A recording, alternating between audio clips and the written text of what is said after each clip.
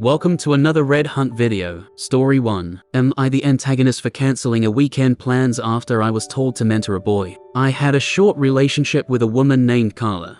That resulted in the birth of my now 8-year-old son, Ashton. I'm gay and had never been with a woman before. In fact, I hadn't even kissed a woman until I met Carla. She had recently divorced her husband Chris because he wanted kids and she didn't. My relationship with Carla was brief and affirmed my sexuality as gay. We were both surprised when she became pregnant. Nevertheless, we agreed to co-parent and signed a custody agreement that essentially splits custody. The agreement also includes a provision for the first right of refusal. When Ashton was 4, Carla and Chris reconciled, got back together, and remarried. Personally, I get along with Chris. He treats my son well. Ashton shows him affection just as he does with me. Chris eagerly spends time with Ashton, taking care of his needs, bathing him, feeding him, and showing great patience. I'm glad that my son has these caring male role models. Carla was scheduled to have custody of Ashton from Thursday to Sunday this week. She mentioned that her cousin was in hospice, and she was flying to another state to be with her. I reminded her that she can't take Ashton out of state without my written consent. She clarified that Chris would be watching him. I told her this was news to me. We agreed that if one of us is unavailable, the other parent should be informed and offered the chance to have more custody time. Obviously,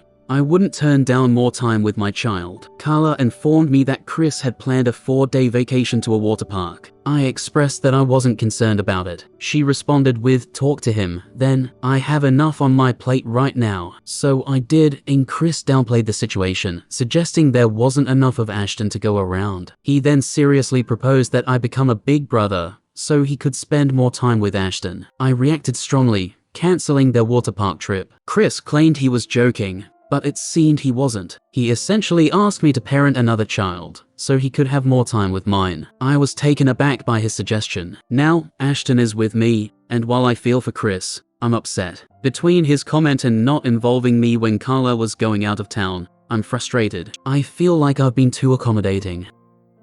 It's clear that you've been trying to navigate a complex co-parenting situation with grace and understanding. Your initial agreement with Carla showed a commitment to your son's well-being. The fact that you maintain a positive relationship with Chris is commendable, as it's great that Ashton has such a caring stepfather. Communication is key here. It's important to have an open conversation with Carla and Chris to reaffirm boundaries and expectations. The custody agreement and first right of refusal should be respected. Your feelings of frustration are valid, and finding a balance that's in the best interest of your child should be the priority.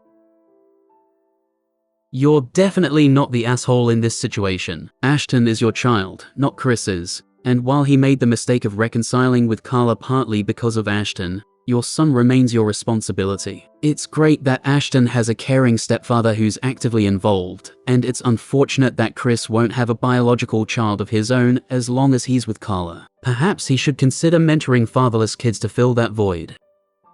You're not the asshole here. It seems you've been overly accommodating. Chris has become overly comfortable with his role in Ashton's life. While it's wonderful that he's eager to spend time with and care for Ashton, there needs to be a clear reminder that you are Ashton's father. That seemingly casual remark about you becoming a big brother wasn't just a joke. It suggests Chris may want to sideline you and be the sole father figure. When Carla returns, it's crucial to have a serious conversation about the custody agreement. Reinforce that you have the right of refusal, and that Chris has been overstepping his boundaries. Carla might not be fully aware of the extent of this issue. It's important to clarify now that you are and always will be Ashton's father.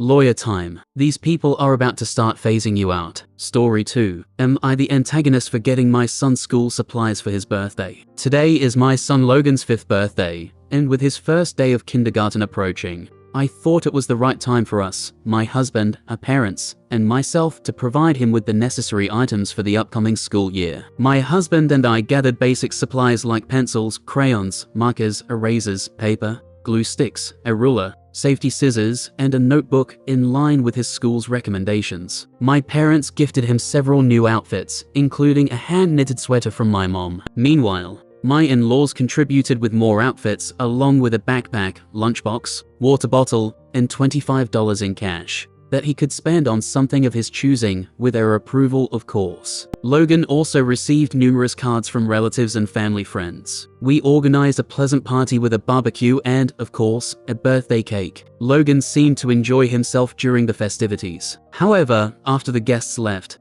I noticed he appeared upset. He questioned why he hadn't received any toys as birthday presents. We took a moment to sit him down and explain that turning 5 was significant, because it marked the start of kindergarten, making the gifts we got him more important for school. We also mentioned that the $25 from Grandma and Grandpa could be used to purchase a toy. He inquired if he could use the money to buy a Nintendo Switch. Logan has a friend his age with a Switch, which they occasionally play with at his friend's place. Yet, the Switch belongs to the friend's older brother, who isn't always willing to share. While Logan had expressed interest in owning one, my husband and I believe he's too young for video games, and that they could be a distraction from school. We clarified that a Switch costs significantly more than $25, but we suggested he might get one from Santa for Christmas, if he behaved well. Logan didn't take this news well and began crying. We assured him that it's okay to be disappointed, but crying won't change the situation. He remained upset for the rest of the day,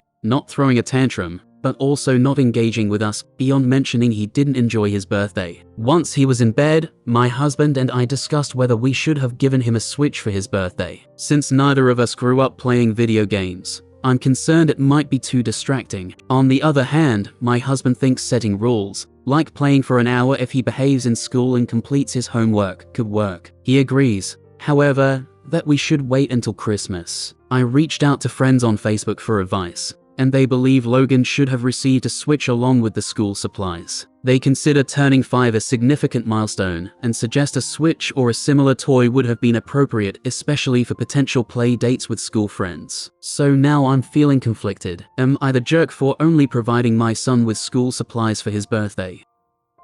It's clear that you and your husband had good intentions in providing Logan with the necessary school supplies for his upcoming kindergarten year. You're prioritizing his education and preparing him for this new phase. However, it's also understandable that Logan is disappointed, since birthdays often come with expectations of receiving toys and fun gifts. It's a matter of balance and perspective. While some people might view a Switch as an appropriate gift for a 5-year-old, others may see potential downsides, like distraction from school. It's a decision that you and your husband need to make based on what you believe is best for Logan's well-being and development. Ultimately, there's no one-size-fits-all answer here, and opinions will vary. It might be a good opportunity to have an open conversation with Logan about expectations and gifts, while also exploring alternative ways to make his birthday special.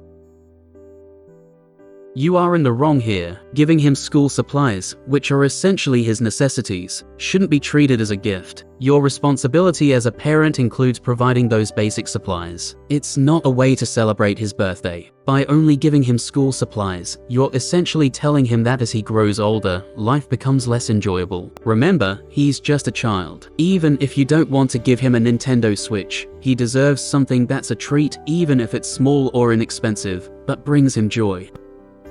You are definitely in the wrong here. So, just because his birthday falls around the start of school, he only gets school supplies. If his birthday was in a different month, would you still have skipped the supplies? Obviously not, because those supplies are a basic necessity. While it's your choice whether to buy a Switch or not, you should have given him something he actually wants for his birthday.